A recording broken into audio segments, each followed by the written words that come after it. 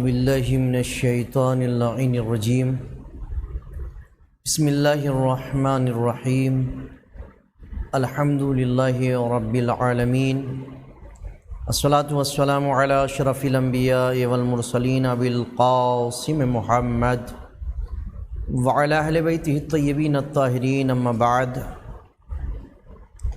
محترم ناظرین، السلام علیکم ورحمۃ اللہ وبرکاتہ۔ ایک بار پھر آپ حضرات کی خدمت بابرکت میں حقوق اولاد اور ارشادات معصومین کے حوالے سے چند باتیں لے کر حاضر ہوا ہوں، اور اس سے قبل کی جو ہماری گفتگو تھی وہ آپ حضرات کے اذہان عالیہ میں محفوظ ہوگی، جس میں نے بچے کے تالو اٹھانے کے حوالے سے اور اس کے بعد اذان اور اقامت کے حوالے سے گفتگو کری تھی اور اس کے فوائد بیان کیے تھے۔ پھر اس کے بعد ایک منزل آتی ہے ختنہ، یعنی بچے کا ختنہ کرنا، یہ سنت ہے۔ یہ سب چیزیں 7ویں دن ہونا چاہیے، سنت ہے۔ یہاں تک تاکید بھی ہے 7ویں دن سنتیں ادا کرنے کی۔ امام حسن عسکری علیہ السلام نے فرمایا کہ کوشش کرو کہ سنتوں کی مخالفت نہ ہو۔ پھر چوتھی چیز آتی ہے بچے کے لیے سر منڈوانا، یعنی ہر جگہ ہے سر منڈوانا، یعنی بچے کے سر کے بالوں کو اتروانا 7ویں دن۔ معصومین علیہ السلام کی سنتوں میں جس کی پیدائش کے ابتدائی زمانوں میں ماں باپ کو چاہیے کہ بچوں کے سلسلے میں توجہ اور خیال رکھیں، اور وہ ہے بچے کا سر منڈوانا۔ مستحب ہے کہ 7ویں روز سر منڈوایا جائے۔ مرحوم صاحب وسائل الشیعہ نے جلد 15 میں تقریباً 30 روایتیں اس سلسلے میں نقل کی ہیں، اس کے استحباب میں اور اس کے فوائد میں انہوں نے نقل کیا ہے، اور ان تمام احادیث سے یقینی طور پر سنت کا مستحب ہونا ثابت ہوتا ہے۔ اس کے علاوہ کچھ روایتوں میں سنت کا کلمہ آیا ہے جو شاید اس بات کی دلیل ہے کہ معصومین کی سیرت اور ان کا طریقہ یہی تھا۔ حضرت امام جعفر صادق علیہ السلام اپنے آباء و اجداد سے اسی طرح روایت کرتے ہیں کہ رسول خدا نے حکم دیا ہے کہ نومولود کا 7ویں دن سر منڈواؤ، اور بھی استحباب ہیں۔ علی بن جعفر کا بیان ہے کہ میں نے امام موسیٰ کاظم سے بچے کا سر 7ویں دن مونڈنے کے بارے میں سوال کیا، تو آپ نے فرمایا اگر 7 روز گزر جائیں تو پھر سر مونڈنے کی ضرورت نہیں ہے۔ اب کیا ہے، سر کے بال کے برابر صدقہ دینا۔ حضرت امام جعفر صادق علیہ السلام فرماتے ہیں کہ حضرت فاطمہ زہرا صلوات اللہ علیہا نے امام حسن و امام حسین کا سر منڈوایا اور بالوں کے وزن کے برابر چاندی صدقہ دیا۔ تو یہ سنت ہے عزیزان محترم۔ اس کے بعد آتی ولیمہ کرنا، یعنی لوگوں کو کھانا کھلانا بچے کی ولادت پر، اور یہ معصومین علیہ السلام کی سیرت رہی ہے۔ بچے کی پیدائش کے موقع پر جو مستحب کام انجام دینا چاہیے اس میں سے پانچویں چیز مومنین اور دوستوں کو کھانا کھلانا۔ والدین اور سرپرستوں کو اس کا خیال رکھنا چاہیے۔ اس میں کوئی شک نہیں کہ یہ عمل معاشرے کے ساتھ اچھے روابط کے لیے زمین ہموار کرنے والا ہے، اور معاشرے کی طرف سے بچے کو قبول کرنے اور اس کے بارے میں حسن ظن رکھنے کا مقدمہ ہے، یعنی اس بچے کے حوالے سے اچھے خیالات لوگ رکھیں گے، اچھا سوچیں گے۔ اس کے علاوہ اس بچے کی روحانیت اور جسم میں معنوی برکت اور سلامتی کے آثار پیدا ہوں گے اس کے سبب، یعنی اس ولیمے کے سبب۔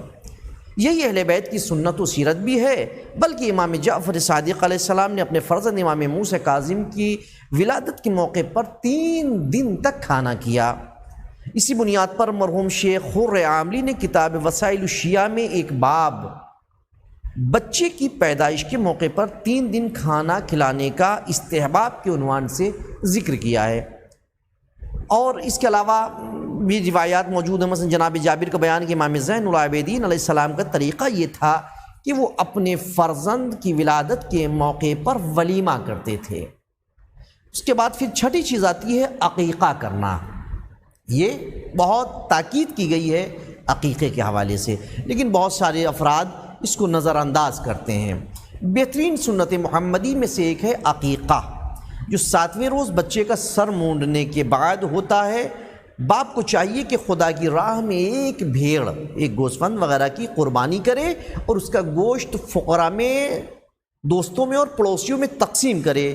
اس اسلامی سنت کو عقیقہ کہتے ہیں، اور اسلام میں عقیقے کی بہت زیادہ تاکید کی گئی ہے، اس کے بہت فوائد بیان کیے گئے ہیں، اور اس کا استحباب بلوغ تک باپ پر ہے، لیکن جب بچہ بالغ ہو جائے تو خود اس لڑکے کے اوپر ہے کہ وہ تاکید کی گئی ہے، تاکیداً مصلحتوں کی بنا پر جو اس سنت میں پوشیدہ ہیں اس بچے کو کرنا ہے، اس کے اوپر آ جاتی ہے ذمہ داری۔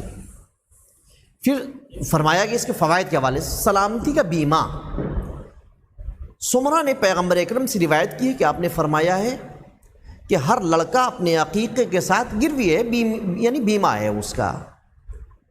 امام جعفر صادق علیہ السلام نے اپنے آباء و اجداد سے نقل کیا ہے، فرماتے کہ رسول اکرم نے فرمایا ہر بچے کی سلامتی اس کے عقیقے کے ساتھ گروی ہے، اب چاہے والدین اس بچے کو اس عہدے سے آزاد کریں یا نہ کریں، یعنی اس گروی سے آزاد کریں اسے یا نہ کریں، یہ والدین کے اوپر ہے۔ اور اس کی اور بھی بہت سارے فوائد بیان کیے گئے ہیں، اور اس سے سب سے بڑا جملہ ہو سکتا ہے بیمہ۔ عام طور پر دنیا میں لوگ بیمے کی طرف کتنی کوشش کرتے ہیں کہ اپنے بچوں کی بیمہ کرا لیں، اپنا بیمہ کرا لیں تاکہ محفوظ رہیں، کوئی حادثہ ہو تو اس سے بچے رہیں، اور تمام چیزیں ہیں۔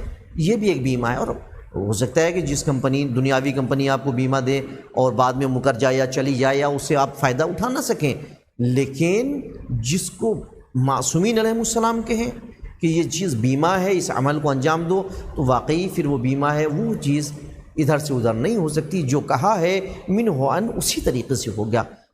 7ویں روز بہتر ہے کہ یہ عقیقہ ہو، مستحب ہے 7ویں روز، ورنہ پھر یہ کسی بھی عمر میں ہو سکتا ہے، جب موقع ملے تب کریں، لیکن مستحب جو زیادہ تاکید ہے وہ 7ویں روز ہے۔ اور گوسفند کا عقیقہ کرنا، اور اس کے بعد یہ عقیقے میں لڑکے یا لڑکی دونوں کے لیے سیم ہے، برابر ہے، یعنی دونوں کے لیے آپ چاہے نر کا استعمال کر سکتے ہیں گوسفند کا یا بکرے کا، اور جانور میں بھی فرق نہیں ہے کہ مثلا یہ لڑکے کے لیے 2 ہو، لڑکی کے لیے ایک، بعض مقامات پر ہے۔ اچھا، اس کے ذریعے سے پیغمبر اکرم صلی اللہ علیہ وآلہ وسلم نے کچھ غلط رسومات کو ختم کیا تھا۔ ہوتا کیا تھا پیغمبر کے زمانے میں، ان سے پہلے، کہ یہودی جب قربانی کرتے تھے بچے کا سر بھی مونڈا جاتا تھا تو روئی سے خون اٹھاتے تھے اور بچے کے سر میں لگاتے تھے۔ پیغمبر نے کہا یہ جہالت ہے، اس کو ختم کیا جائے، اور پیغمبر نے اس جہالت کو ایک بہت احسن طریقے سے ختم کیا کہ لوگوں کو اعتراض بھی نہیں ہوا اور بہترین طریقے سے وہ کیا۔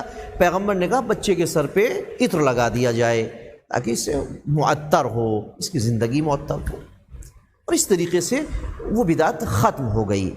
تو عزیزان محترم، ہماری جو بھی عمل ہے اگر معصومین علیہ السلام کی سیرت کے مطابق ہے تو واقعی وہ ثواب کا باعث ہے، اور وہ ہمیں دنیا اور آخرت دونوں جگہ فائدہ مند ہوگا، سود مند ہوگا۔ ہم اس کا فائدہ دنیا میں بھی حاصل کر سکتے ہیں، اور اسے آخرت میں بھی ہمیں بھی اور ہماری اولادوں کو بھی فائدہ ضرور حاصل ہوگا انشاءاللہ۔ اسی کے آگے کل ہم گفتگو کریں گے، جب تک کے لیے آپ سے اجازت چاہتے ہیں۔ خدا حافظ، آخر الدعوانا ان الحمد للہ رب العالمین۔